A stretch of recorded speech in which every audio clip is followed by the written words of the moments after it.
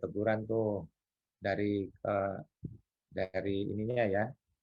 Kalau provinsi berarti dari Biro Keuangan. Kalau misalnya di kabupaten atau di kota nanti dari DPKAD pasti minta tuh, atau dari bagian aset ya. Ini aset-asetnya udah dicatat atau belum? Nah, padahal bendahara kan tugasnya hanya nyatet pembelian ya, pembelian, pembayaran. Asetnya ya mana tahu, tapi tadi ternyata yang melaporkan aset yang dibeli juga kadang nggak ada. Padahal sesuai dengan juknis pengelolaan dana BOS boleh beli aset. Apa itu aset? Aset itu adalah barang-barang yang dibeli bisa digunakan lebih dari 1 tahun. Misalnya meja, kursi, komputer, gitu kan. Itu harus dicatat terpisah karena itu akan dilaporkan di dalam neraca ya, dalam laporan keuangan pemerintah. Ya. Oke, saya sharing untuk materinya ya.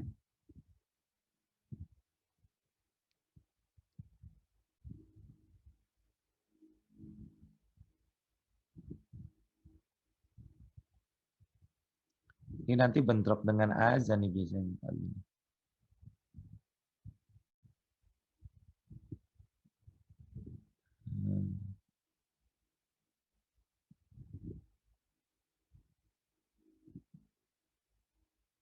Oke.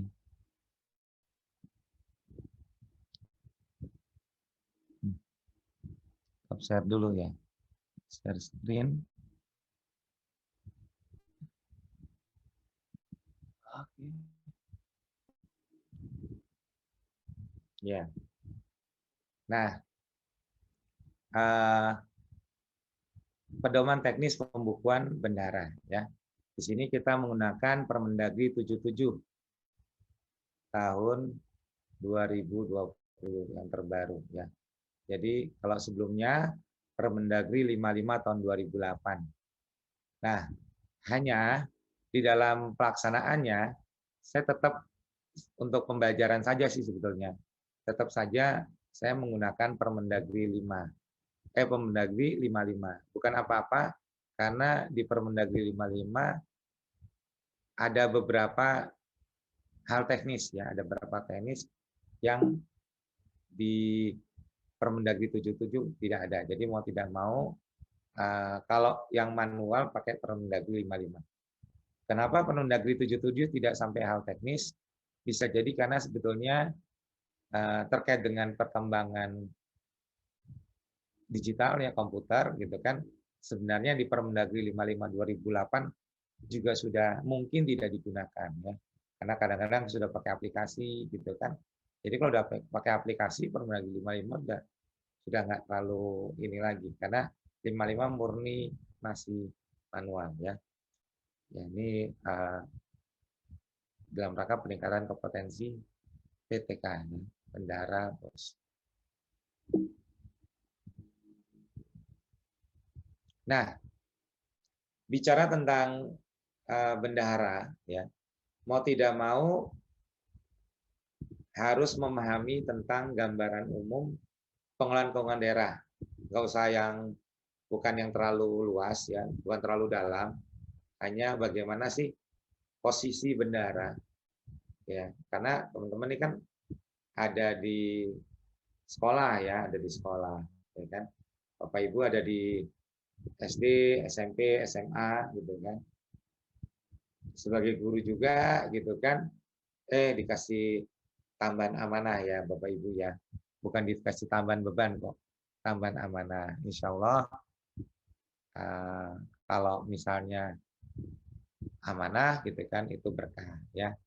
Jadi Bapak Ibu semua harus ya seharusnya memahami seperti apa sih keuangan daerah itu dikelola ya. Nah, bicara tentang keuangan daerah tentu tidak lepas dari dasar hukumnya. Jadi dasar hukum keuangan daerah itu berdasarkan Undang-Undang Nomor 17 Tahun 2003 tentang Keuangan Negara. Undang-undang ini menggantikan Undang-Undang zaman Belanda ya. Jadi Undang-Undang Nomor 17 ini sebenarnya adalah undang-undang yang sangat krusial. Ini fenomenal dan revolusioner ya. Karena sebelum ada undang-undang ini kita menggunakan yang namanya Indicial Compatibility Wet ya. Jadi wet itu kan berarti undang-undang ya. Indicial itu berarti Hindia Belanda, compatibility itu berarti adalah perbendaharaan. Jadi sebelum ada Undang-Undang Keuangan Negara ini, maka menggunakan Undang-Undang Nomor 1 tahun 2000 menggunakan Undang-Undang Belanda yaitu Indicial Compatibility Wet ya. Karena ternyata memang tidak mudah ya, tidak mudah negara Indonesia gitu kan lepas dari cara berpikir jajahan Belanda. Ya, jadi contohnya apa? Contohnya KUHP aja sampai sekarang kan masih zaman Belanda. Kitab Undang-Undang Hukum Perdata juga masih menggunakan zaman Belanda. Jadi ternyata tidak mudah ya membuat suatu undang-undang. KUHP itu sampai sekarang nggak selesai-selesai tuh ya di DPR. Nah, lalu ICW yang sama, jadi dari ICW tersebut itu dipecah menjadi 3 undang-undang.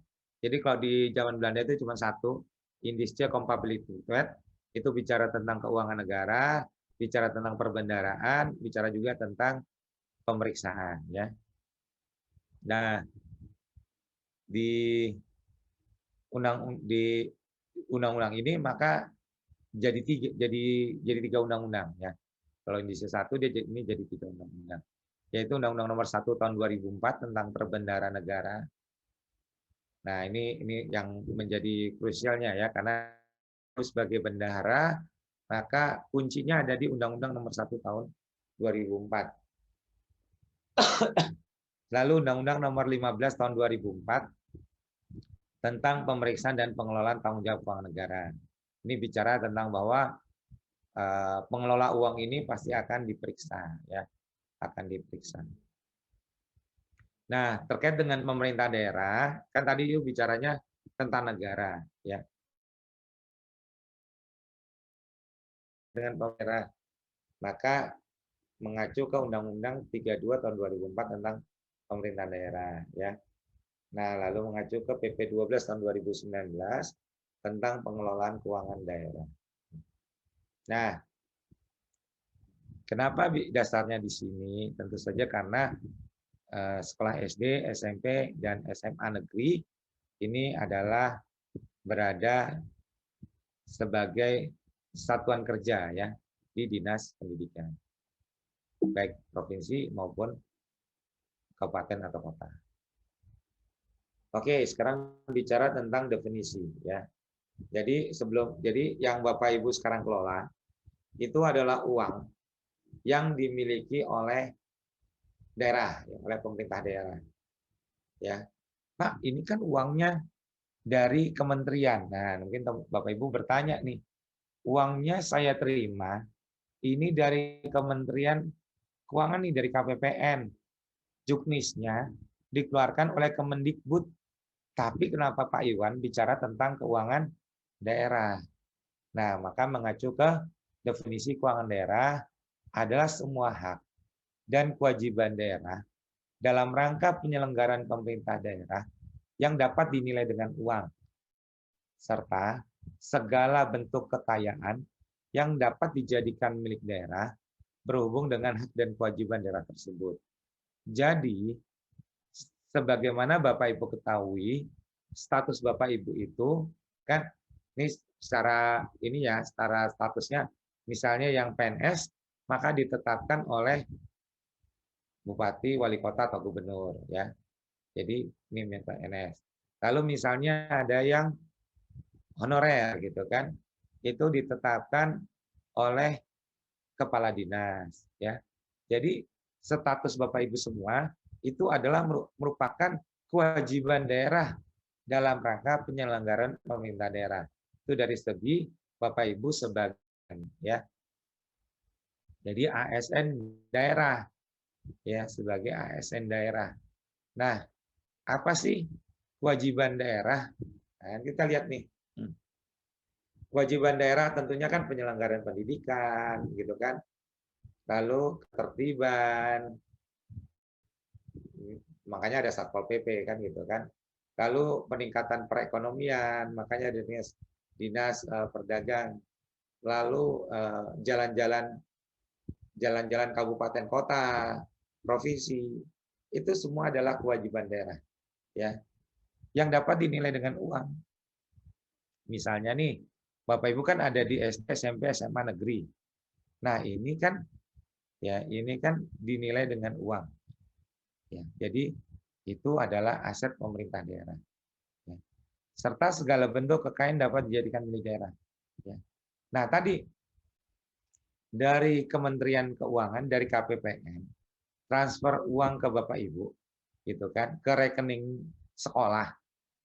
Karena sekolah adalah milik pemerintah daerah, baik Pemkot, Pemkab, Pemprov. Karena ini rekening ini adalah milik pemerintah daerah. Maka rekening tersebut harus dikelola oleh Bapak Ibu, ya. Jadi setelah diterima, dikelola, gitu kan, dan dilaporkan, ya, dan dilaporkan. Kenapa? Ya tadi ini terkait dengan akuntabilitas, ya, pertanggungjelasan kewajiban. Ya. Jadi kita bicara akuntabilitas, ada pertanggungjelasan kewajiban. Sekolah menerima dana dari pemerintah pusat, gitu kan? Karena itu adalah hibah. Itu adalah hibah sebetulnya. Bos ini sebetulnya statusnya adalah dari pemerintah pusat dihibahkan kepada pemerintah daerah. Dan hibah tersebut digunakan oleh sekolah untuk operasional. Ya. Nah, penggunaan oleh sekolah tersebut harus dipertanggungjawabkan. Pak, biasanya orang narasumber lain bilangnya pertanggungjawaban. Harus dipertanggungjawabkan. Kok Pak Iwan bilangnya dipertanggungjawabkan? Iya. Kalau bicara pertanggungjawaban itu relatif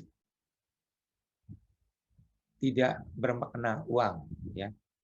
Jadi kalau pertanggungjawaban itu kan misalnya nih katakanlah Bapak Ibu gitu kan senggolan mobil di jalan atau senggolan motor. Ayo tanggung jawab. Nah, itu kan tanggung jawab, ya. Jadi tanggung jawab itu biasanya mana uangnya belum jelas, ya. Uangnya belum jelas. Jadi kalau ya saya bertanggung jawab, tapi berapa yang mau dipertanggungjawabkan kan nggak jelas. Nah, kalau di bahasa Inggris itu ada namanya responsibility, ada namanya accountability. Kalau bicara responsibility itu masalah tanggung jawab. Setiap kita bertanggung jawab, ya kan? Tapi bicara tentang accountability, nah itu bicara tentang pertanggungjelasan. Jadi intinya adalah uang ini yang diterima oleh Bapak Ibu harus dijelaskan digunakan buat apa, apa, sisanya berapa. Nah, itu. Jadi itu namanya accountability atau pertanggungjelasan, ya. Oke, saya lanjutkan, ya. Nah, sebagian mungkin di Bapak Ibu sudah, terutama di Malang mungkin sudah azan asar, ya. Kebetulan di Jakarta ini baru asar. Saya bekerja di Badan Diklat Pemerintahan Keuangan Negara di Jakarta, ya. Jadi kita jarak jauh, Bapak di Jawa Timur, saya di Jakarta. Selisihnya 30 menit, ya. 30 menit. Kok Pak Iwan tahu gitu, ya? Iya, kebetulan saya aslinya Banyuwangi. Jadi orang tua saya ada di Banyuwangi. Jadi kalau kontak-kontak udah ketahuan. Oh, 30 menit, ya. Banyuwangi, Malang. Nah, ini tadi, ya. Nah, baiknya gimana nih? Ya. Nah, tadi ya karena keuangan daerah, maka setiap pengeluaran yang dikeluarkan oleh daerah termasuk dana BOS. Jadi dana BOS ini, nah ini seringkali jadi masalah nih. Karena kan tadi ya, dana BOS kita pikirnya dari pemerintah pusat ya, dari Kemendikbud. Padahal belanja dana BOS ini dianggarkan sesuai dengan pasal 24 ayat 6 PP 12 tahun 2019 harus dianggarkan di APBD. Ya, jadi semua belanja dana BOS ini dianggarkan dulu di APBD. Wah, saya nggak tahu Pak, gitu kan? Ya iya, nanti saya jelaskan siklusnya. Ya, jadi semua pengeluaran yang Bapak Ibu keluarkan itu ada anggarannya. Ya, walaupun uangnya, gitu kan? Walaupun uangnya tidak dari Kasda, uangnya langsung dari pemerintah pusat. Jadi ini mekanismenya macam-macam nih. Awal-awal dulu masuk dulu nih dari pemerintah pusat, KPPN masuk dulu ke Kasda, baru dari Kasda ke sekolah-sekolah. Tapi ternyata ada banyak masalah. Akhirnya dari pemerintah pusat langsung ke rekening sekolah. Ya. Tapi tetap harus dianggarkan di APBD. Ya, karena ini adalah azas umum anggaran daerah. Sama dengan azas umum anggaran negara. Jadi azas umum adalah semua pengeluaran daerah, semua pengeluaran negara harus dianggarkan. Kenapa? Karena ini masalah pertanggungjawaban tadi ya. Jadi kalau dia tidak dianggarkan, tentu adalah yang disebut sebagai belanja liar ya, belanja liar. Banyak ya. Contoh misalnya nih gitu kan, ada satu gedung gitu kan dibangun tidak pakai dana daerah, tapi dibangun oleh warga masyarakat misalnya gitu kan. Boleh nggak Pak? Ya kalau misalnya kecil-kecil saja ya udahlah gitu kan. Toh masyarakat langsung nggak ada masuk ke Kasda, nothing. Tapi kalau misalnya dananya besar, gitu kan. Contohnya ada 1 triliun hibah dari seseorang, ya tentu harus dianggarkan. Loh, memang bisa Pak hibah dianggarkan? Ya hibah untuk yang dananya besar pasti bukan dalam tiba-tiba saya sedekah, nggak mungkin kan. Dari awal dia bilang saya mau berhibah 1 triliun, sama kayak pemerintah pusat. Jadi pemerintah pusat ini dari awal sudah memberitahu nih ke pemerintah daerah bahwa dana BOS untuk Pemda sebesar sekian. Jadi nanti dianggarkan di APBD. Ya. Karena dianggarkan di APBD, gitu kan, maka termasuk dalam keuangan daerah. Dan nanti juga akan dipertanggungjawabkan di dalam laporan keuangan pemerintah daerah. Ya. Nah ini azas yang tadi ya. Jadi azas umum pelaksanaan APBD. 1. Semua penerimaan dan pengeluaran daerah dianggarkan dalam APBD. Nah, ini ada nih pengecualian dan dilakukan melalui rekening kas umum daerah yang dikelola oleh BUD. Untuk BOS tentu saja sedikit melanggar. Pak, boleh nggak Pak? Ya karena ini yang mau pemerintah pusat, ya mau nggak mau ya. Tapi tentu nanti dilihat ada resikonya nggak. Oh ternyata resikonya minimal. Jadi boleh. Jadi ya sudah boleh. Gitu ya. Dalam hal penerima dan pengeluaran daerah sesuai dengan ketentuan undang tidak dilakukan. Oh nih ya. Jadi nah ini tadi. Jadi di azas berikutnya tadi boleh nggak sih? Boleh. Tapi, nah ada tapinya nih. Jika tidak melalui rekening kas umum daerah, maka BUD tetap harus mencatat dan membuat pengesahan. Jadi ada dua nih, ada dana BOS, sebenarnya juga ada yang dana BLU. BLU juga tidak masuk ke Kasda. Ya. Nah, maka di sini BUD tugasnya melakukan pencatatan dan pengesahan. Ya, nanti kalau di BOS itu pakai RKAS. Ya. Lalu pengguna anggaran atau kuasa pengguna anggaran, bendara penerimaan, bendara pengeluaran, dan orang atau badan yang menerima atau menguasai uang kekayaan daerah wajib menyelenggarakan penatausahaan. Ya, jadi ada penatausahaan atau pencatatan. Jadi yang disebut penatausahaan itu adalah pencatatan penerimaan, pembukuan pengeluaran, dan pelaporan. Itu penatausahaan. Ya. sesuai dengan ketentuan peraturan perundang-undangan. Di sini tentunya adalah pakai Permendagri.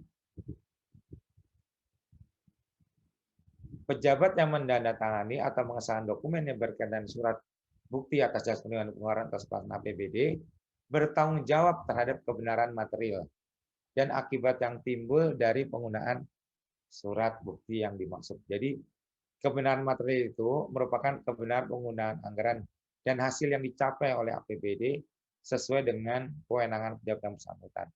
Jadi kebenaran itu ada dua, kebenaran formil dan kebenaran material.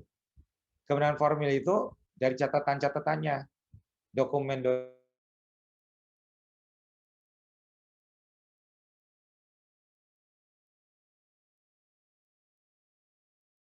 itu kebenaran formil, head material head. Nah, tapi kebenaran formil ini harus didukung dengan kebenaran material. Kebenaran material adalah dual material head, ya. Jadi dual material head ini adalah ya benar, misalnya ada belanja beli kulkas, kulkasnya ada belanja bangun gedung sekolahnya ada belanja bayar honor, yang terima honor ada, bukan fiktif. Nah itu disebut kebenaran material. Ya. Setiap pejabat dilarang melakukan tindakan yang menghambat pengeluaran atas bahan APBD apabila anggaran yang membiayai pengeluaran tersebut tidak tersedia atau belum cukup tersedia. Ya intinya kalau uangnya belum ada maka tidak boleh membebankan APBD dulu. Jadi misalnya ngutang itu nggak boleh, ya. Ngutang nggak boleh. Tapi kalau misalnya anggarannya sudah ada, ternyata tahun depan udah ada nih, boleh utang, ya. Boleh. Kepala daerah dan perangkat daerah dilarang melakukan pengeluaran atas bahan APBD untuk tujuan lain. Nah ini tadi ya, kenapa ada anggaran, ya? Kenapa kita pakai APBD? Karena untuk menjaga kepala daerah, kepala dinas, kepala sekolah, gitu kan? Ya kepala-kepala yang lain, ya. Maksudnya yang sebagai otorisator. Intinya dia yang akan menandatangani kebenaran material. Nah, kan tadi dia menandatangani kebenaran material. Nah, jadi dia nggak boleh nih dilarang melakukan pengeluaran atas bahan APBD untuk tujuan lain. Jadi udah sesuai dengan anggaran, gitu kan? Nggak boleh tiba-tiba harusnya untuk biaya makan minum, ternyata dia digunakan untuk jalan-jalan ke Ancol misalnya, kan nggak jauhan ya. Jadi dan biaya bengkak, nah itu nggak boleh gitu kan. Jadi kenapa ya tadi agar outcome yang diharapkan di dalam APBD tersebut tercapai. Kalau nggak disiplin anggaran, kan nanti outcome-nya nggak tercapai. Saya sering menggambarkan ini seperti keuangan pribadi lah, keuangan pribadi ya. Misalnya nih kita keluarga kecil, suami istri, sama-sama bekerja, ada anak 3 misalnya. Nah lalu dari awal kita punya plan gitu kan. Oh anak ini nanti SD, SMP, SMA, biayanya sekian sekian sekian. Lalu kita belum punya rumah, kita mau beli rumah. Lalu kita belum punya mobil, kita mau beli mobil. Maka kita disiplin kan, yang untuk makan sebulan berapa, yang untuk biaya sehari-hari rumah tangga sebulan berapa, biaya yang ditabung untuk beli rumah, beli mobil, sekolah anak di masa depan itu ada tabungannya, ya kan? Kita tabung itu berapa, biaya untuk jalan-jalan misalnya, untuk refreshing itu berapa. Ini masalah disiplin anggaran. Nah karena itu dianggarkan, makanya ada APBD. APBD ini nanti mengacu kepada rencana RPJMD, rencana pembangunan jangka menengah daerah. Jadi APBD kan per tahun. Nah, setiap 5 tahun itu ada rencana pembangunan jangka menengah, 5 tahun. Disesuaikan dengan jabatan bupati atau wali kota. atau presiden loh pemerintah pusat. Dia punya janji apa? Janjinya itu yang dituangkan dalam RPJMD. Setiap tahun akan dianggarkan di dalam APBD atau APBN. Jadi ini harus disiplin. Kalau misalnya ternyata belanja-belanjanya tadi harusnya untuk anggaran beli mobil, beli rumah gitu kan. Tapi digunakan untuk makan minum, kegedean nih, oh maunya foya-foya tiap bulan. Akhirnya kan rumah nggak kebeli. Begitu juga di pemerintah daerah atau di pemerintah pusat atau juga di sekolah, ya kan sekolah juga sama.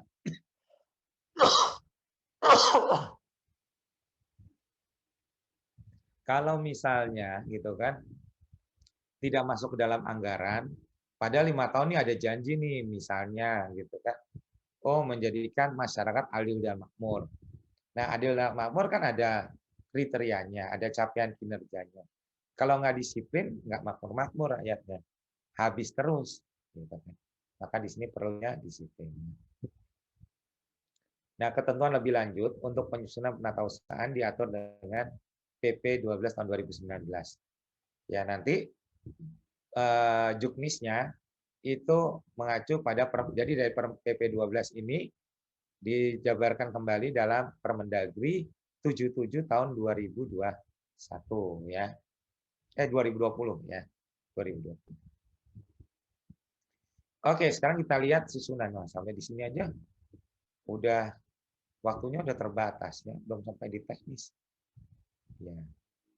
Nah, ini garis besar aja nih. Di mana sih posisi Bapak Ibu ya? Jadi saya nggak, ini tahunnya materinya banyak ya. Kalau sesuai, ini materi ini kan dari PP 12 tahun 2019.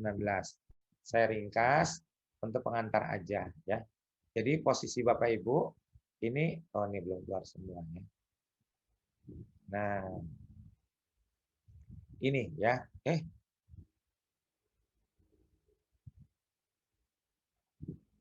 Ya, ulang lagi ya. Satu. Ya udah, entar. Ini harus keluar semua baru kelihatan.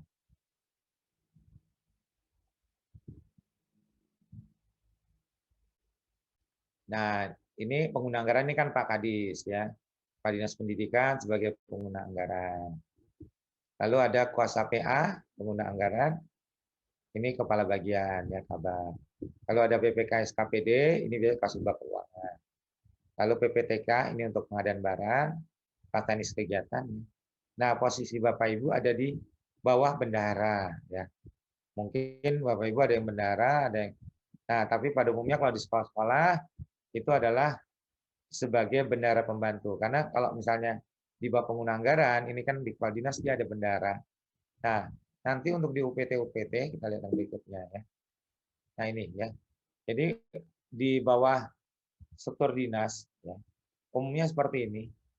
Tadi kan yang besarnya. Nah, nanti ada satuan pendidikan ya atau UPT saja. Ada SMP, SD, SMP kalau untuk di kabupaten, SMA untuk di provinsi ya. Maka di sini UPT ini kepala UPT itu adalah Pak Kepala Sekolah ya. Jadi posisinya seperti ini.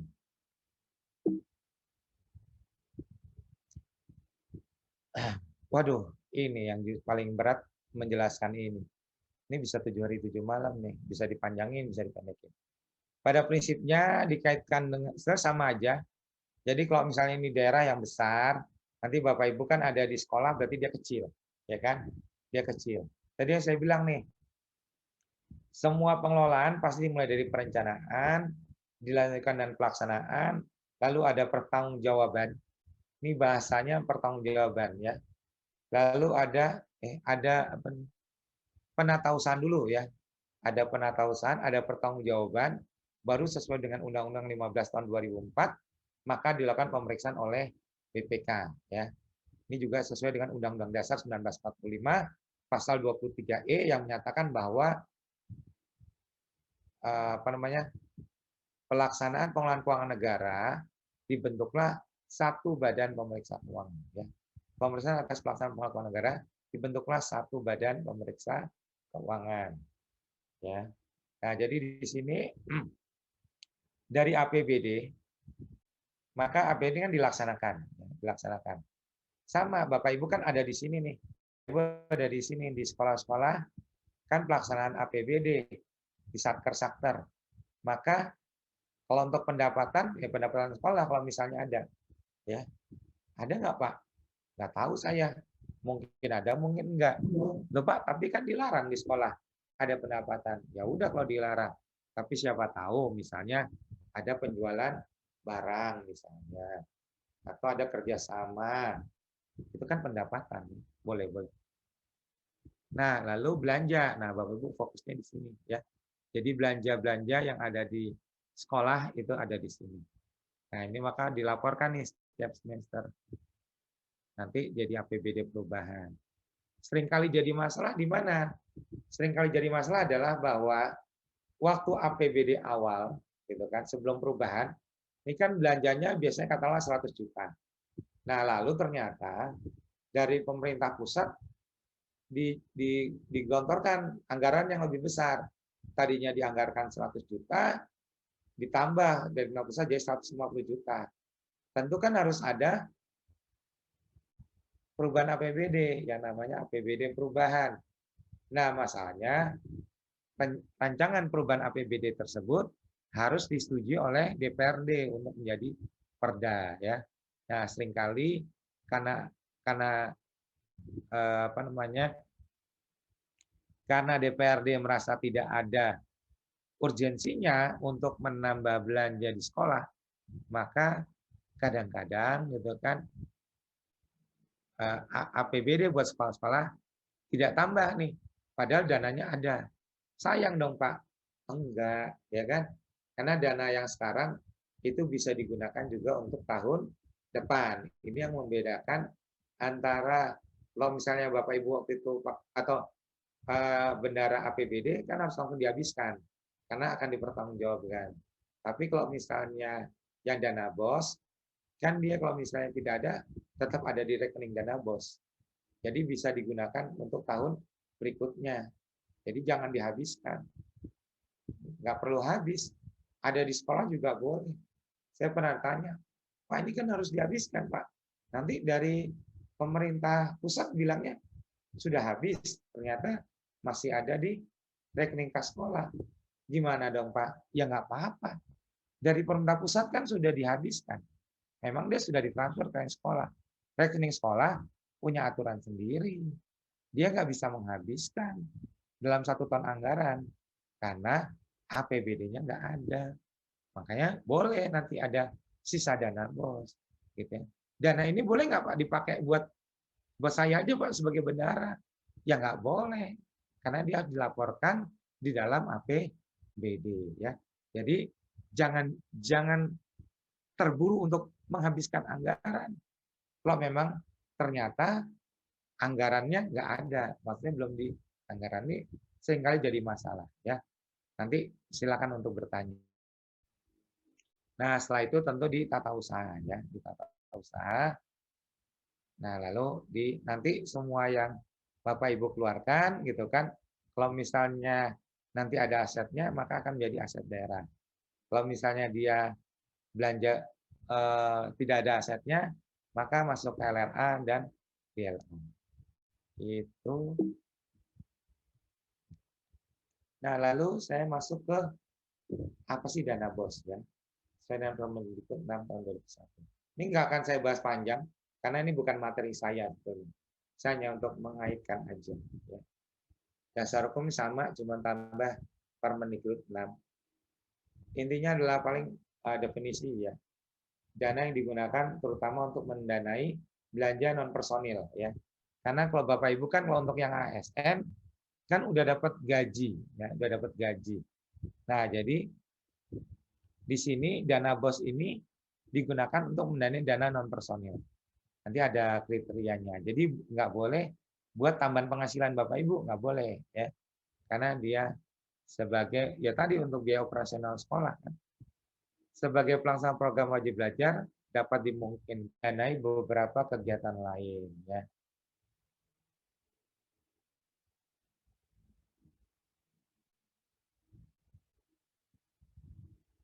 Tujuannya apa? Tujuannya meningkatkan akses dan mutu pendidikan. Ya, tujuannya. Besaran-besarannya ini mungkin udah berubah ya. Saya belum ngecek lagi karena kan nggak ngajar ini juga. Jadi ini besarannya sesuai dengan jumlah peserta. Ya. Oke, ini bicara proses bisnisnya. Jadi pertama merancang dan mengusulkan program. Jadi dana BOS ini sebenarnya tadi kan ini keuangan daerah. Jadi daerah ini mengusulkan untuk mendapatkan dana BOS.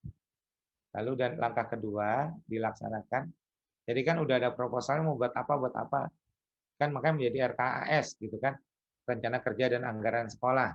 Nah, itu harus konsisten.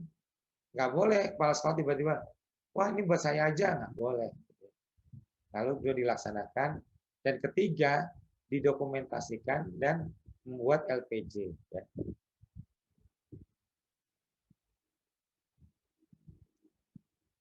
Ini mekanismenya, ini komponen penggunaannya. Ya. Ini berubah-ubah kalau nggak salah ya.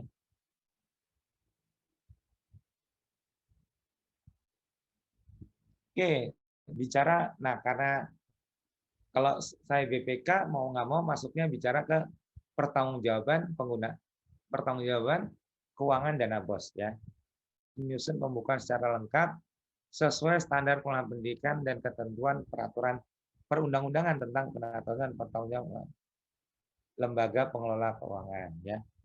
Apa sih dokumen dan buku-buku yang harus ada? Satu, RKAS yang saya sebutkan, rencana kegiatan dan anggaran sekolah. Yang kedua, buku kas umum. Isinya uang yang ditransfer oleh pemerintah pusat ke dalam rekening sekolah ya. Lalu ada bukti pembantu kas. Bukti pembantu kas ini kalau misalnya dari kas umum yang ada di bank gitu kan, itu mau diambil secara cash, maka dicatat dalam buku pembantu kas.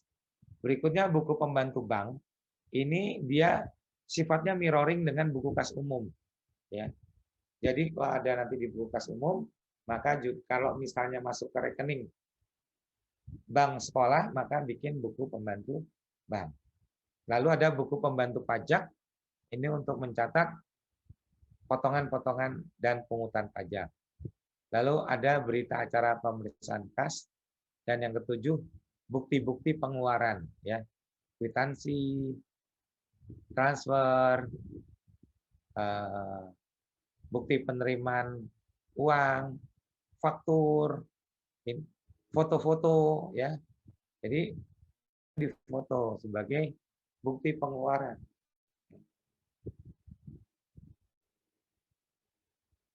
Untuk laporan, ada laporan ke online Lapan Bos, lalu ada laporan ke Dinas Pendidikan, yang ini nanti masuknya ke dalam laporan keuangan pemerintah daerah, ada laporan aset, dan laporan-laporan lain. Ya.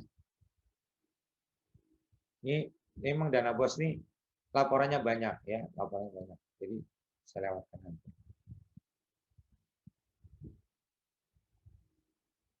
Masalah-masalah ya.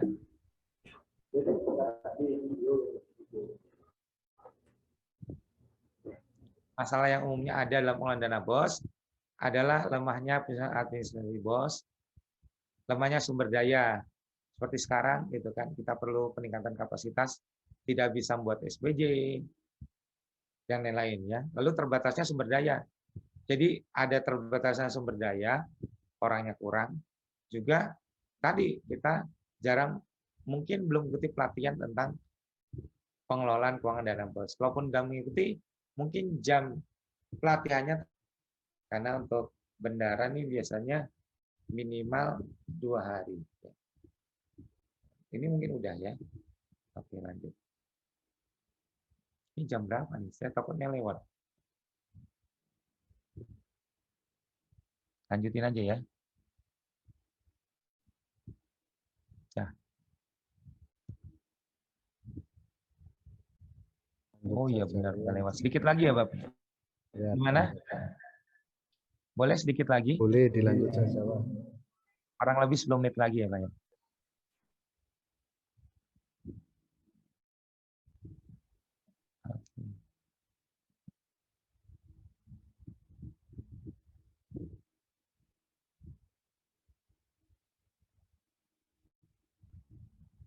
Lalu selanjutnya pengelolaan dan pelaporan dana BOS oleh pemerintah daerah. Ini saya nggak jelasin juga. Jadi intinya bisa dibaca, nanti saya sharing untuk materi. Nah, ini udah beda kan. Nah, kita masuk di sini ya. Tata cara penatausan dan penyusunan laporan pertanggungjawaban bendahara dana BOS. Dasar hukumnya adalah Permendagri 77 tahun 2020 tentang juknis pengelolaan keuangan daerah, di mana sini udah ada teknis nih, apa tanggung jawab bendahara gitu kan, lalu apa yang harus dilakukan ya. Nah khusus untuk dana BOS, memang dia tadi ya ini adalah dana yang melalui mekanisme APBD, tapi pembayarannya dan penerimanya tidak melalui rekening kas umum daerah, ya kan? Jadi di sini pemerintah daerah dalam hal ini BUD itu hanya melakukan pencatatan dan pengesahan, ya pencatatan pengesahan. Tentu pada saat pencatatan ini kan berdasarkan dari pencatatan yang dilakukan oleh bendahara pengeluaran dana BOS ya. Jadi di sini BUN ya, BUN itu berarti KPPN ya, Bendahara Umum Negara. BUN itu sebenarnya adalah Kementerian Keuangan. Mengisi rekening bank ya, rekening dan pengelola pembantu, maka ada uang masuk. Nah, di sini maka pembantu dana BOS ini mencatat ya, karena tugas bendahara adalah menerima, mencatat, membayarkan, menata usahakan uang daerah, uang negara, atau uang sekolah ya kalau untuk dana BOS ya. Berarti dia menerima, mencatat, membayarkan, menata usahakan dana BOS. Dari laporan ini masuk di laporan kepala sekolah. Tadi ada tim BOS-nya, maka dilaporkan kepada SKPB. Itu secara garis besar. Nah, selanjutnya tadi tata cara pembukuan bendahara. Ini saya menggunakan Permendagri 55 tahun 2008 ya. Pak, kan udah ada yang Permendagri 77 tahun 2020. Iya, tapi sebenarnya sama aja gitu. Nanti paling bedanya di istilah aja.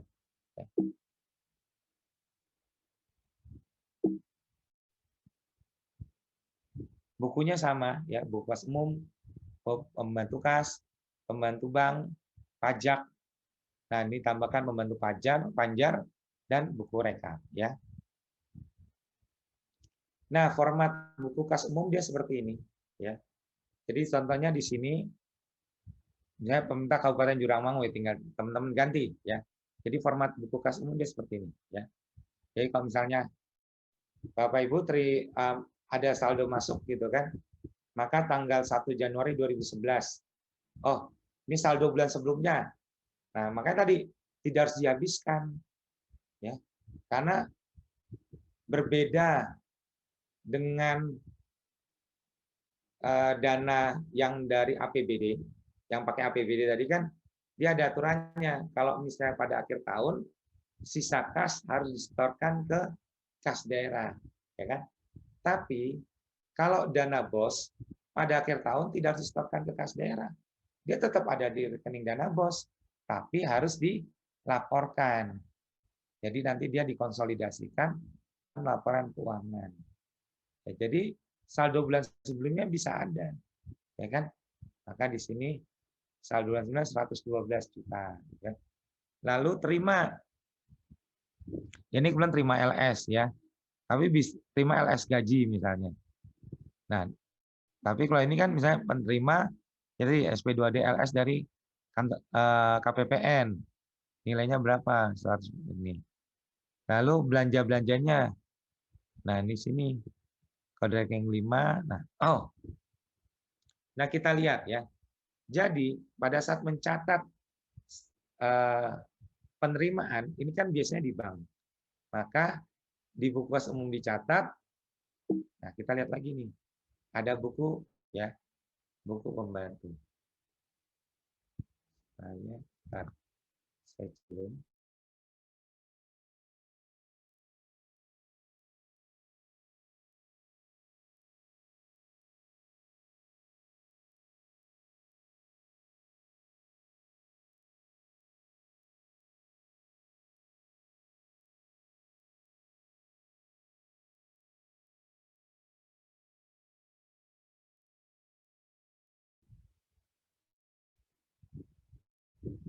Ya,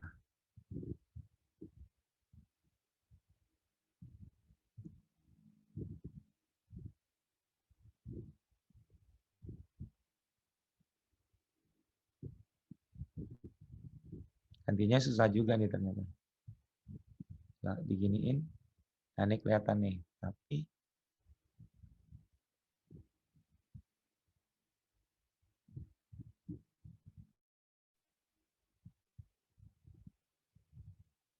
nah ini kelihatan di sini aja ya. Saldo bulan sebelumnya dia 0 ya, 0. Kok nggak kelihatan juga? Ini bisa pakai.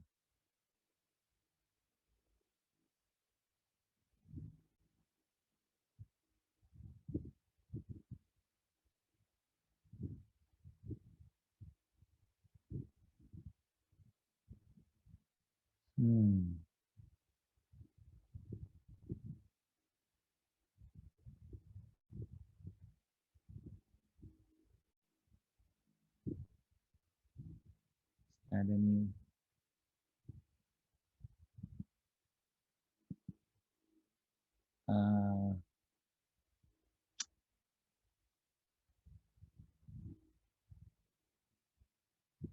Mau ketarik nih.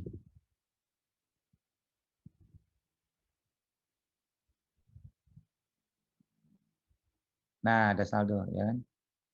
Ini kadang-kadang suka lari-lari gini. Nah, jadi saldo awal dia 0. Nah, lalu ada penerimaan 112 juta. Ini kan biasanya masuk di bank, ya. Masuk di bank, maka kita lihat, kita akan membuat catatan juga di buku pembantu bank, ya. Buku pembantu bank.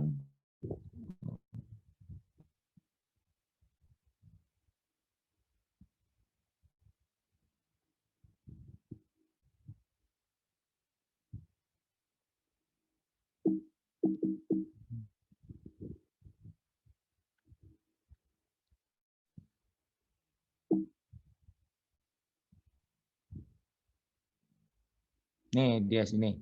Lihatnya di dalam bentuk seperti ini, maka di BKU-nya penerimaan, misalnya tadi 112 juta, maka di buku pembantu simpanan atau buku pembantu bank, dicatat juga penerimaan sebesar 100 juta. Gunanya buat apa? Tadi namanya buku pembantu. Jadi itu untuk mencatat transaksi yang ada di bank, ya. Mencatat transaksi yang ada di bank. Jadi dia sama ya, di BKU juga 100 juta terima, lalu di simpanan bank terima juga 100 juta.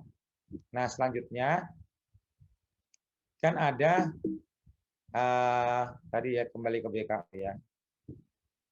Kembali ke BKU tadi. Selanjutnya kita bayar gaji misalnya. Gaji pokok 65, tunjangan keluarga 21, TPP 16, lain-lain 10. Ya kan? Maka untuk bayar gaji tersebut gitu kan kita menarik dari bank. Jadi di sini buku pembantu bank 97.200.000 masuk ke dalam buku pembantu tunai. Nah, ini. Yang ini. Ini 97.200. Sebenarnya harusnya ini di atas ya. 97.200 dulu, lalu di sini 97.200 tunai. Karena ini dengan asumsi bayar gajinya pakai tunai, ya kan? Nah, jadi di sini catat buku pembantu tunai. Nah, selanjutnya catat nih tadi, gitu kan? Pergeseran ya. Perjalanan uang bank keluar. Tadi kan ada masuk sekarang keluar. Tapi masuk ke buku pembantu di BKU ya. Di BKU-nya musnah. Nah, di tunainya dicatat sebagai penerimaan, di banknya sebagai pengeluaran. Ya kan?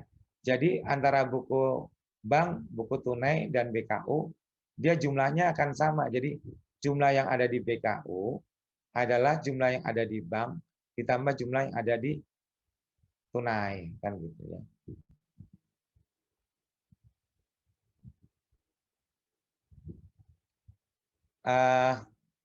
Sebetulnya materinya masih banyak, tapi waktunya mungkin terbatas.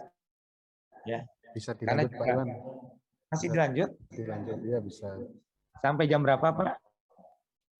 Jam berapa Pak? Sih jam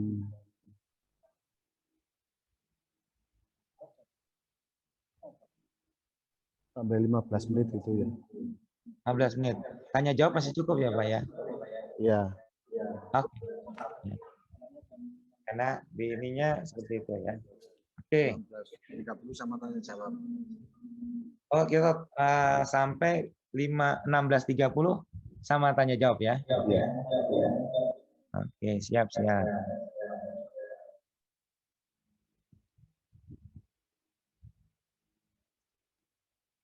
Lanjut, tadi udah ya. Nah, ini gaji pokok ini udah. Nah, bagaimana untuk pembayaran pajak? Ya kan, biasanya kan kalau gaji, nah ini sering ini nih teman-teman, karena teman-teman adalah bendahara pembantu, maka wajib memungut dan memotong atau memotong dan memungut sebenarnya. Potput istilahnya. Memotong dan memungut pajak ya. Memotong dan memungut pajak. Jadi pajak apa saja yang harus dipotong dan pajak apa saja yang harus dipungut. Apa bedanya memotong dan apa bedanya dengan memungut ya. Yang dimaksud memotong itu biasanya gitu kan dikaitkan dengan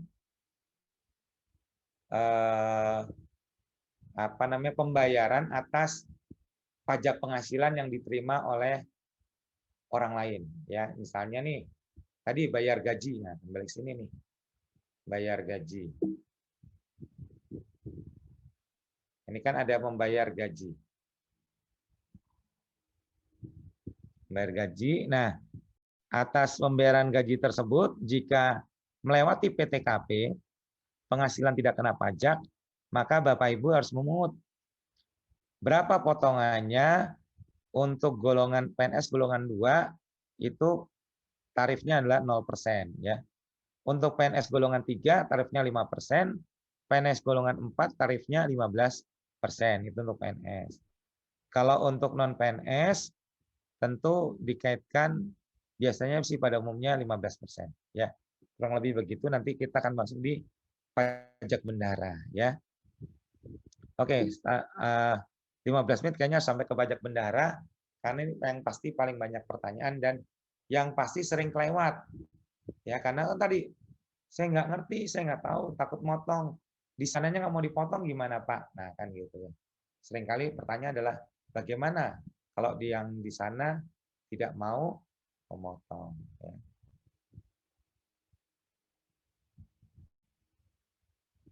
Nah ini adalah transaksi-transaksi yang umumnya ya, yang umumnya dilakukan oleh bendahara pengeluaran termasuk bendahara pengeluaran pembantu. Di sini penerimaan tadi sudah dijelaskan, lalu teman-teman cuma menerima yang ini aja, yang SP ini harus diganti nih. Diganti aja deh, biar sekalian ya.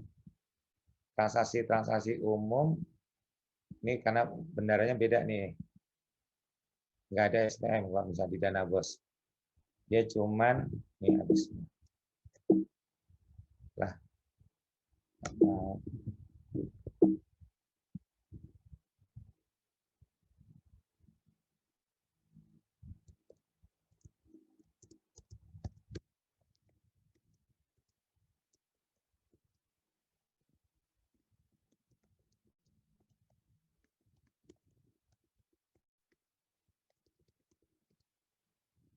Nah, lalu pengembalian dari uang dari bank mengisi kas tunai, penyetoran uang tunai ke bank, misalnya ada sisa atau apa, pembayaran pembelian barang atau jasa, pemberian panjar, persekot uang muka kerja, pengembalian pertanggungjawaban panjar, persekot atau uang muka kerja.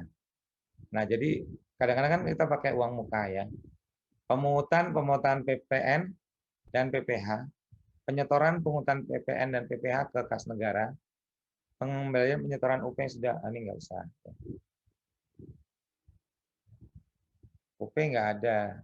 Kecuali kalau teman-teman juga sebagai bendahara ini ya, bendahara apa namanya, bendahara APBD ya. Tapi kalau murni bendahara dana bos nggak ada.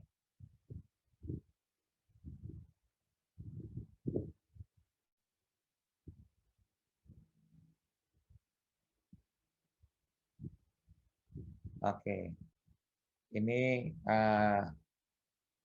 apa jurnalnya ya, jurnalnya. Tapi ini bukan murni jurnal sebenarnya. Jadi intinya adalah ini ada buku BKU ya. Ini kalau misalnya di sini seperti ini penerimaan ya, dari KPPN. Ya.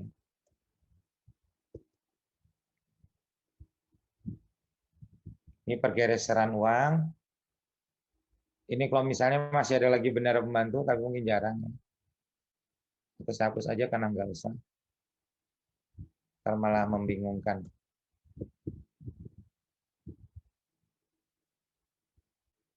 Nah ini pembukaan belanja kalau nggak pakai panjar. Jadi di BKU dicatat sebagai pengeluaran.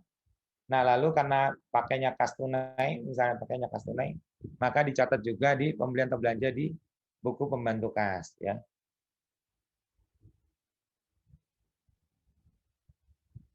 Selanjutnya di buku pembantu rincian objek, nah ini tinggal ditarik aja. Banyak nih. Selanjutnya untuk pemberian panjar, sama sebagai pengeluaran, lalu buku pembantu kas juga sebagai pengeluaran. Ya. Berikutnya untuk pertanggungjawaban. Jadi kalau ada pertanggungjawaban, misalnya yang belanja sebenarnya berapa, maka kan tadi catat sebagai panjar, maka di sini panjar dimasukin dulu murni. Misalnya tadi panjarnya 100, maka pertanggungjawaban panjar 100 lagi. Lalu baru realnya belanja berapa? Misalnya 90. Nah, lalu buku pembantu kas tunai sama menerimanya 100, pengeluarannya 90 sesuai dengan bukti ya, bukti panjar, bukti belanjanya.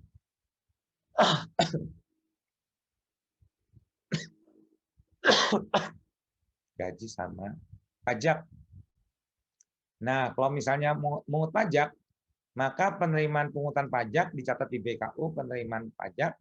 Nah, lalu bukan masuk ke buku pembantu kas tunai karena dia bukan kasnya bendahara, tapi dia adalah pajak yang harus disetorkan ke kas negara. Ya. Jadi masuk sebagai buku pembantu pajak sebagai penerimaan, ya.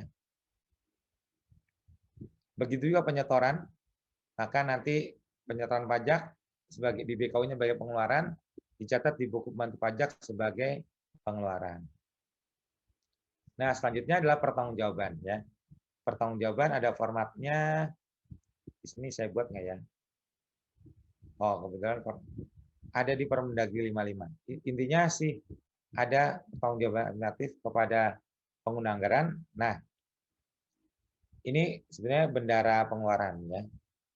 Intinya teman-teman ada tanggung jawab administrasi kepada kepala sekolah, ada pertanggungjawaban fungsional kepada BUD. Nah, ini tadi. Jadi dia sama ya. Itu untuk tata cara pertanggungjawaban ya. Nah, ini yang penting. Nih. 10 menit saya minta waktu 10 menit ya. Pajak bendahara.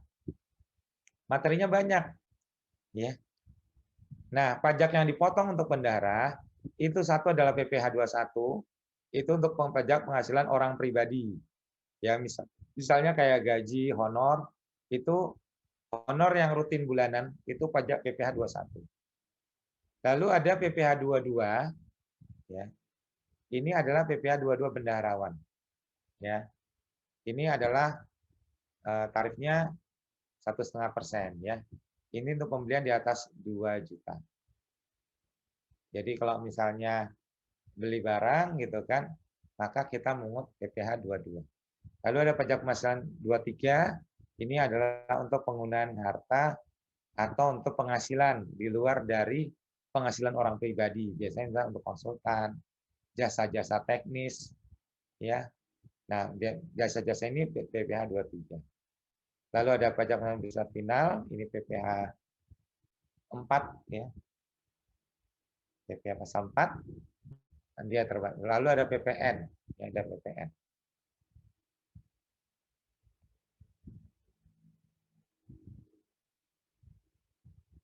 Nah, yang tadi sudah saya jelaskan, bendara ada orang diberi tugas menerima, menyimpan, membayar uang atau surat berharga barang daerah. Ya.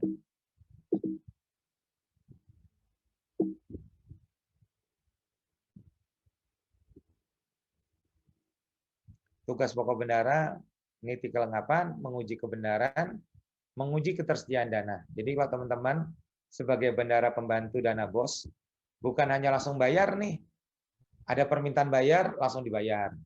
Bisa kebobolan, ya kan? Teman-teman pertama harus meneliti kelengkapan pertanggungjawaban, ya kan? Misalnya nih, beli kipas angin, dicek kwitansinya ada enggak, berita acara penerimaan barangnya ada enggak. Jadi kalau misalnya misalnya ada belanja, dicek dulu nih, dicek dulu, ya kan? Ada enggak kwitansinya? Ada enggak berita acara penerimaan barangnya? Lalu diyakinkan bahwa memang benar-benar ada barangnya. Dengan cara apa? Minta fotonya gitu kan, atau yang lain-lain sehingga kita yakin. Lalu menguji kebenaran. Tadi yang disebutkan adalah menguji kebenaran. Jadi kelengkapan dokumen dan kebenaran bahwa transaksinya benar-benar terjadi. Ketiga, menguji ketersediaan dana. Dananya ada nggak sih, ini yang dilupakan nih. Ada tagihan, nggak dicek nih RKAS-nya. Jadi ketersediaan dana itu di RKAS. Ada nggak nih anggaran buat belanja itu? Kalau nggak ada, nggak boleh dibayar, gitu kan? Kan saya sudah terlanjur beli, ya salah sendiri kenapa beli, gitu kan? Jadi kalau belum ada anggarannya, belum boleh dibayar. Jadi lihat di RKAS, ya.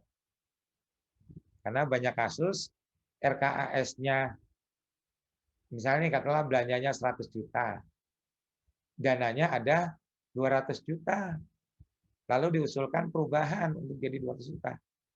Nah, tapi ternyata perubahannya nggak disetujui. Belanjanya udah terlanjur 200 juta. Nah, akhirnya kan opini di BPK akan memberikan opini tidak wajar. Kalau misalnya nilainya material. Oke.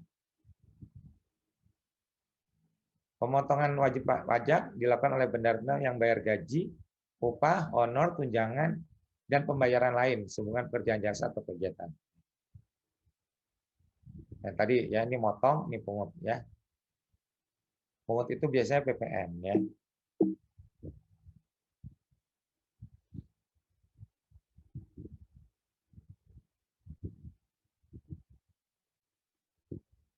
Ini ada yang gampang gitu. Oke. Jadi kita ingat nih ya, pasal 21, pasal 22, pasal 23, pasal 4 dan PPN yang dipungut. Tapi ada juga di buku Kanjeng Tuntas juga. Bisa dilihat. Oke, PPh pasal 21. Yang 26 abaikan aja karena 26 itu untuk wajib pajak luar negeri, ya. Jadi yang 26 ya untuk dana BOS kan biasanya nggak ada.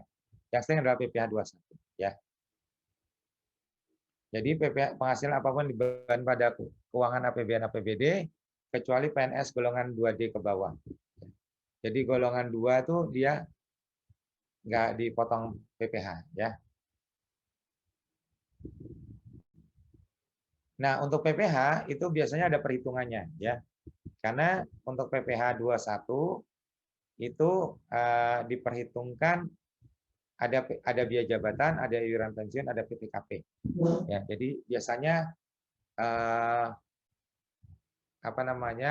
diperhitungannya tahunan dan dibuat rata-rata per bulan, ya. Ini mungkin PTKP-nya masih yang lama nih, 24 juta. Ya, jadi untuk perhitungan PTKP materinya tersendiri. Ya, ini saya ingin jelasin aja. Ya. Oke, PPh 21 dana bos mungkin nggak ada ya, karena dana bos kan tidak boleh membayarkan untuk personil ya. Jadi yang bayarnya adalah non personil. Jadi ini kita lewatkan ya. Jadi masuk ke PPh 22 ya. Jadi untuk dana bos biasanya PPh 21 nggak ada pembayaran PPh 21. Kan langsung dari itu biasanya di bendahara di DPKAD ya. Jadi nggak usah kita bahas. Ini kita lewatkan. Kalau perlu saya hapus ya. Karena kok kayaknya udah datanya udah obsolete ya. Kita masuk di PPh 22. PPh 22 itu totalnya ada dua ya.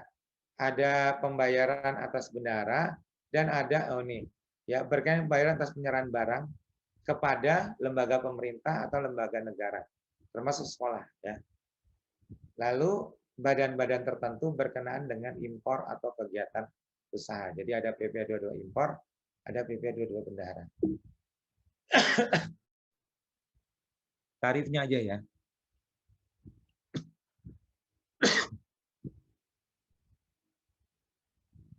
Objeknya adalah nilai atau harga barang diserahkan kepada bendahara.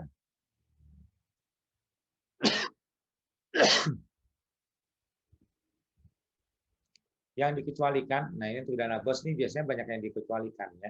Jadi jarang sih dana bos ini memungut PPh 22. Kenapa? Karena biasanya kan pembayarannya paling banyak nggak nyampe 2 juta ya, termasuk PPN. Lalu bahan bakar minyak, listrik, gas, ini juga pengecualian untuk pemungutan PPh 22. Oh, pembelian barang semua bukan dana bos juga dikecualikan. Berarti PPh 22 nggak usah kita bahas ya. Karena emang nggak kena juga ya. Tapi saya jelaskan kenapa? Karena sebagai dasar kan. Nanti PPh 22 kok nggak dikenakan misalnya. Ini Pak kata Pak Iwan gitu kan. Ini pengecualian pemungutan PPh 22, pembelian barang semua penggunaan dana bos ya. Lanjut. Ini nggak kita bahas ya. Jadi PPh 23. Nah, ini yang paling banyak nih. Yang paling banyak sih PPN ya. Paling banyak PPN. Tapi PPh 23 mungkin ya. Terkait dengan pajak atas barang dengan nama dalam bentuk apapun yang berasal dari modal penyerahan jasa, ya mungkin misalnya jasa konsultan gitu kan. Ini dikenakan PPh pasal 23 ya. Dividen, bunga, royalti, imbalan jasa teknik, jasa manajemen, jasa konstruksi, jasa konsultan ya. Tarifnya, nah ini tarifnya.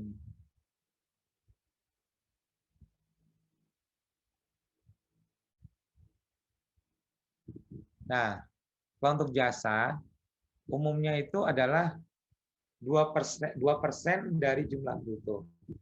Jadi misalnya 100 juta gitu kan, maka pajak PPh 23-nya 2 juta ya, 2%. 26 nggak kita bahas karena ini untuk luar negeri. Tapi kalau ngajar pajak harus semuanya harus disampaikan. Ini contoh-contohnya. Lalu PPN ya. Ini final.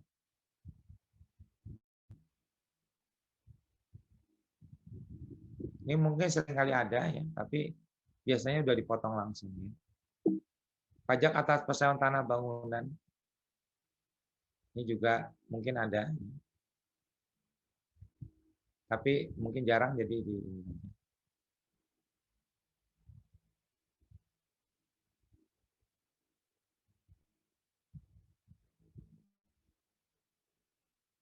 Nah, ini untuk pajak jasa konstruksi, misalnya bangun sekolah pakai pemborong, itu ada pajak PPh pasal 4 ayat 2 final ya. Jadi jasa konstruksi 2% ya. Sewa gedung itu 10%. Kalau undian 25%. Tata cara pemotongan, penyetoran dan pelaporan. Bendahara memotong pajak terutama bayar. Jadi potong aja, bikin apa namanya, ya, dipotong gitu kan, disampaikan ini untuk kepentingan pajak gitu kan. Lalu bendahara memberikan bukti pemotongan PPh ya. Lalu selanjutnya bendahara menyetor paling lambat tanggal 10 bulan berikutnya, lalu melaporkan paling lambat tanggal 20 bulan berikutnya ya. Oke, udah. Sekarang bicara PPN. PPN adalah biasanya gini, kalau PPN seringnya kan teman Bapak Ibu semua bisa belinya di supermarket gitu kan. Nah, itu sudah dikenakan PPN. Nah, ini makanya seringkali nanti PPN-nya berganda karena di supermarket dia tidak mau karena kan dia kan ya supermarket atau warung gitu kan. Dia itu kan udah nggak ada kwitansinya nih. Nah, makanya biasanya memungut PPN gitu kan. Tapi sebenarnya dipotong dari dana BOS ya. PPN merupakan prestasi dan barang atau pelayanan jasa dari pihak ketiga. Tadi kalau PPh dia dibebaskan, yang PPN ini tetap harus dipungut ya, dipungut. Jadi ini nanti saya tanya lagi nih, kalau PPN-nya gimana ya?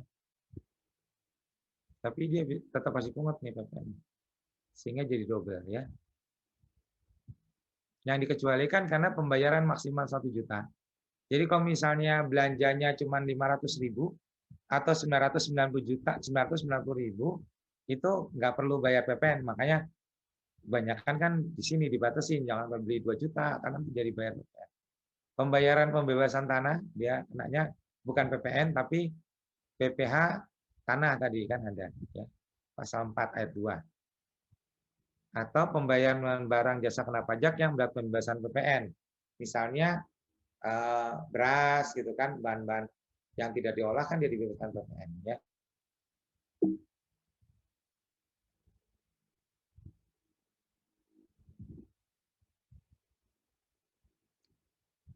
Tarif PPN 10%, yang PPN abaikan aja ya. Contoh panitia pelaksana kegiatan administrasi pengadaan seragam olahraga 4.400.000 sudah termasuk PPN. Jadi biasakan waktu membuat kontrak itu sudah termasuk PPN. Ya, karena nanti yang PPN itu bendahara adalah 10/110 kali 4.400.000. Nanti PPN-nya 400.000 gitu ya. Jadi nanti itu termasuk PPN.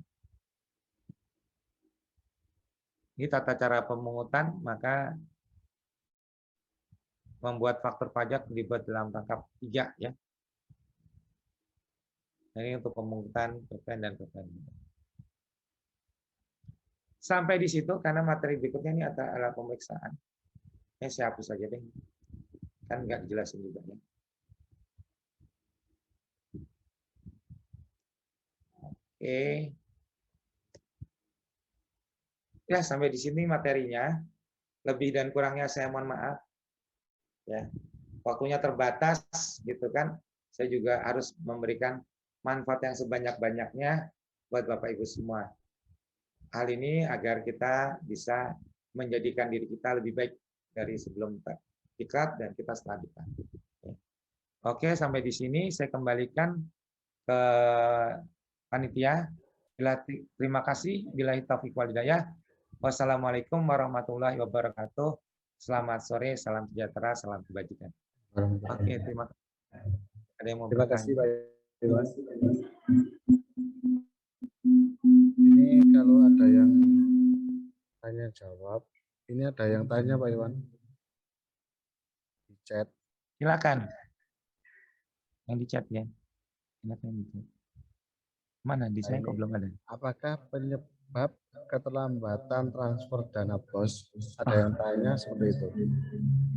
Oke. Lambatnya berapa lama nih? Boleh bisa nggak ngomong tuh? Keterlambatannya seperti apa nih? Oh iya. Banyak nih keterlambatannya. Berarti satu yang bertanya ya. Dari Poncokusumo ya.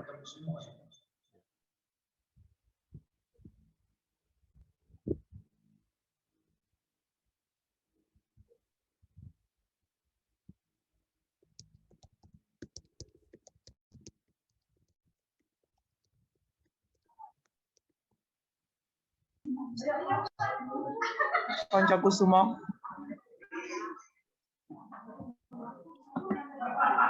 Poncokusumo, monggo yang bertanya. Ya Pak, di kami kebetulan ada sekitar 8 lembaga yang sampai hari ini belum menerima transfer di rekening pos sekolah. Jadi mulai 4 bulan sampai hari ini dicek ke Bank Jatim belum ada pencairan. Sekitar 8 sekolah. Baik Pak, terima kasih. Oke. Terima kasih dari Poncokusumo. Ini berarti udah bulan April, dari Januari. Baik, untuk sebetulnya tadi saya juga memang harus sebenarnya banyak kemungkinan penyebab keterlambatan transfer dana BOS.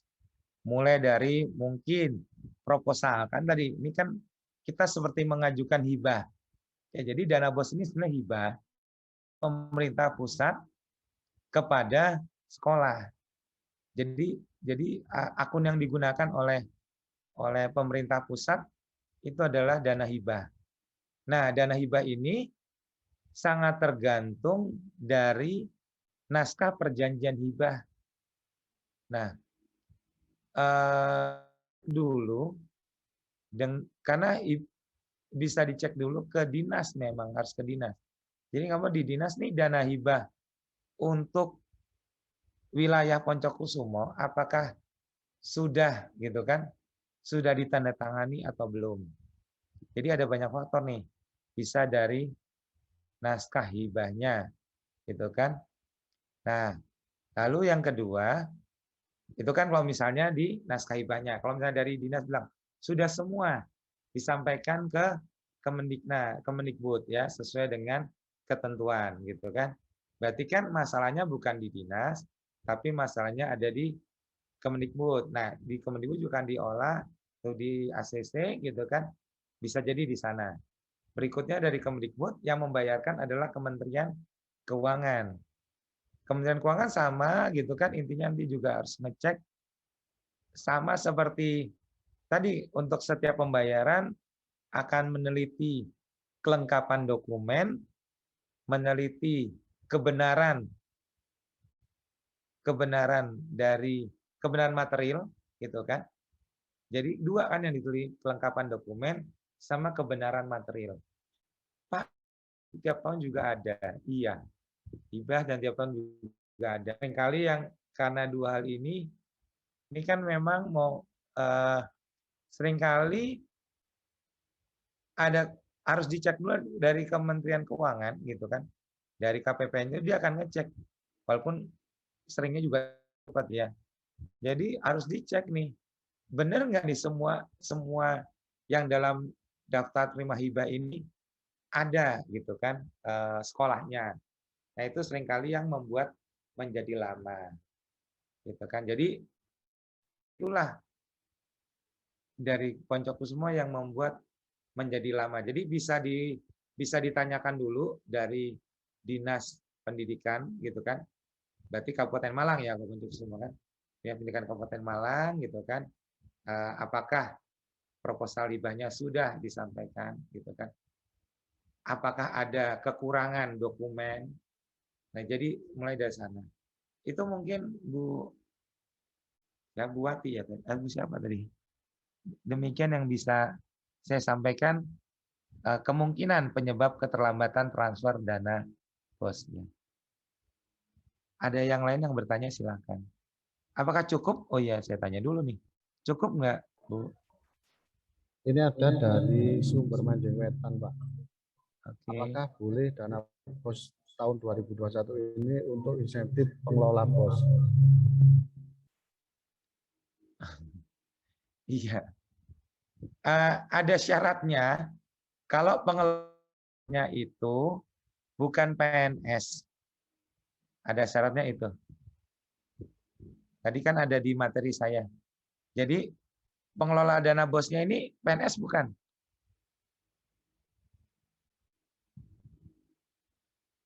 PNS, Pak. Iya, kalau PNS dia tidak boleh. Tidak bisa menggunakan dana bos, kan dia non remunerasi. Jadi yang honornya yang benar-benar. Jadi kalau misalnya pun bukan PNS harus ada syaratnya lagi. Tidak mendapat belum mendapatkan apa tadi? Tunjangan profesi. Jadi pada umumnya sih nggak boleh ya Pak, itu aja deh. Ya, lugasnya tidak boleh digunakan untuk honor pengelola dana BOS. Itu. Ada lagi pertanyaan? Ada lagi Bapak Ibu dari kecamatan, mumpung ada Pak Iwan yang bertanya, monggo.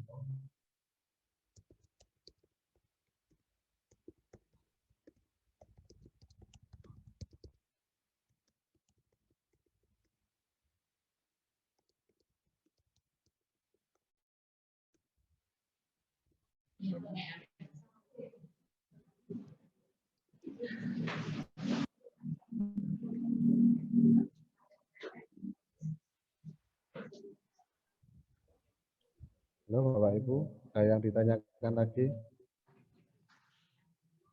Ini Cukup.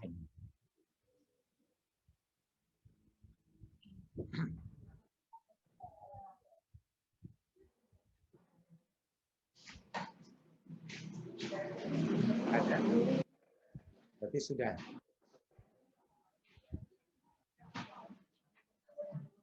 Oke.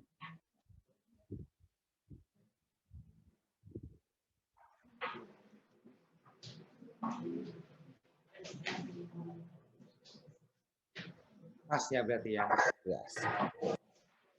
Sudah Bapak Ibu, berarti kalau tidak ada pertanyaan dari kecamatan masing-masing, acara kegiatan JOM ini kita akhiri sampai di sini. Apabila ada kurang lebihnya dari kita panitia dan Bapak narasumber, kami